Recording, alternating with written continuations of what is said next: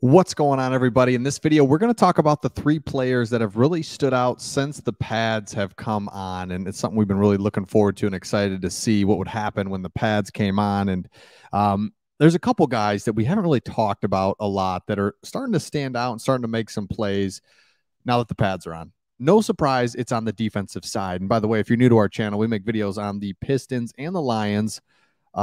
Especially the Lions, though, right now. We're really excited about this upcoming season and what's to come for a team that should be really good. Josh Paschal. Remember the story there. He was a surprise draft pick. It's like, oh, didn't know we last year, but he was like injured, oddly injured for most of the first half of the season. I say oddly because it's like, were you not healthy? Like what it's always like kind of frustrating. All of a sudden, Josh Paschal comes out, makes some plays, starting to hear his name, getting more comfortable. This guy's an elite player. So he got into the action, stopping Mo Ibrahim for a tackle for loss to close out the session. So I'll get back to some of the defensive standouts, but Paschal's one that we hadn't heard his name up until the pads came on. So it's exciting to see. And you can see kind of the play that he made here.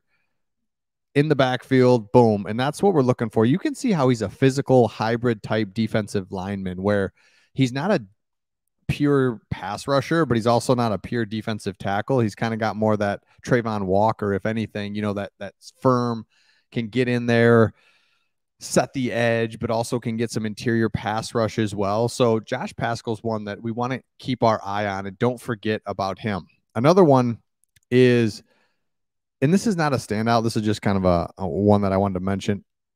Derek Barnes. Keep an eye on what we might be doing with Derek Barnes. I think that Derek Barnes is going to be somebody that we see the potential, but him just standing there and reacting as a linebacker just hasn't gone well so far. So we might use him in blitzes. We might use him to do something a little bit different, maybe rush the passer. So keep an eye on that.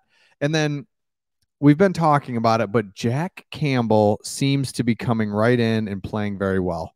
This is a guy, 6'5", 250, runs great, athletic, and seems to be fitting right into our defense. So if you watch the behind the scenes of the draft, you saw that, yeah, we're pretty excited about him, and we should be. This is an elite linebacker, and, a lot of talk was, should we have taken linebacker there and all that? We needed a linebacker. I mean, I really believe strongly that we needed a linebacker. I know that Malcolm Rodriguez is a great story. Anzalone's playing a lot better than when we first got him, that whole thing. But that's what I love about this Lions regime. They keep raising the bar and seeing like, yeah, we're good, but there's areas we need to be better. And that was definitely one of them.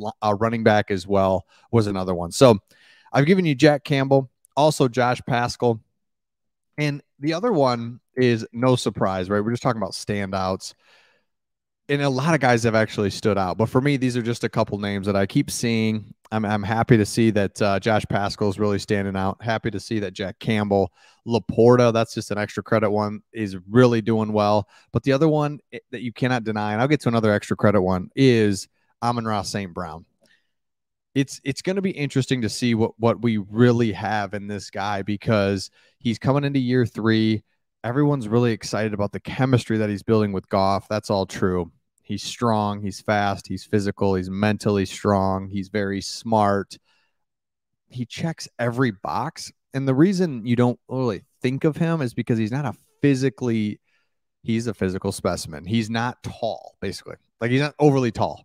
And so you just think, when you think of wide receiver, I don't know. You don't really think of him as being this elite dude when in reality he is small, compact, strong, physical. It's not going to get injured a lot. Like, that's all the stuff I absolutely love. And that was one of the downsides of Kelvin. He was so long and so many areas to hit him, and he's always stretching out. It was just a matter of time, and that's what happened. I mean, he just got beat up so much, and he's double covered, and the whole thing. So Amon-Ra is a great, actually the most ideal receiver you could possibly have, because think of Kenny Golladay. Always good. Golladay was long. I know they're completely different receivers, and that's kind of my point is, if I had to construct a perfect receiver, I would have constructed the Kelvin Johnson of old, right? I would have constructed 6'5", big, strong, fat, all that. And now I think I would construct on Madden, I would construct a little quick guy that's strong, just like Amon-Ra St. Brown. Like that is who I would absolutely pick. So another one, I mentioned it briefly, but Sam Laporta is, man, I can't wait to see this one because, and I'll be the first to admit that I was completely wrong once games start. But my initial reaction when we drafted Laporta was so just like, oh man, what tight end? I think it was the tight ends of the past that we had taken, Ebron, whatever. Where you're just like, a tight end. Even Hawkinson scarred me a little bit. I was never a fan of Hawkinson, so to see like another Iowa tight end, it didn't feel great.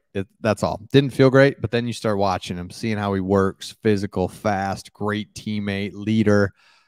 And I know other teams are getting guys like this. Like I'm not blind to that, but it feels like the Lions are getting top notch, whether it's Brian Branch, Laporta, Jack Campbell, just the best teammates and good dudes. I keep looking back, like who's aside literally from Jamison Williams, everybody else has been like obviously like outstandingly good.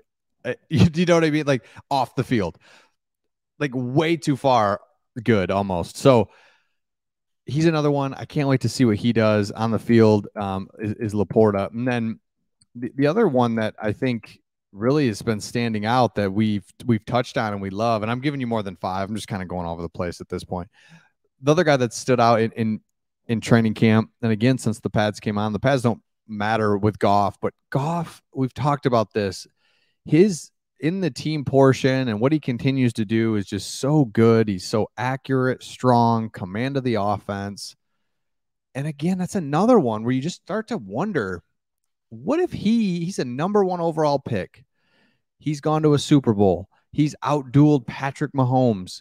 He's had incredible games, and he's one that you start thinking to yourself, well, what if he is a top 10, top 5 quarterback for us this year?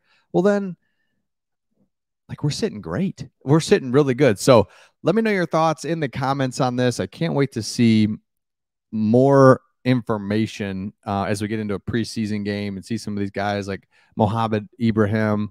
There's some Brian Branch, right? Guys, whether young, old. Charles Harris is another one that's just really stood out, that they're having him do more and more defensively. I really love seeing what Charles Harris can do. I can't wait to see what the Lions have in store when it comes to the first preseason game. And then just as the cuts start to happen, it's going to be really interesting. So let me know your thoughts in the comments, and we'll see all of you on the next one.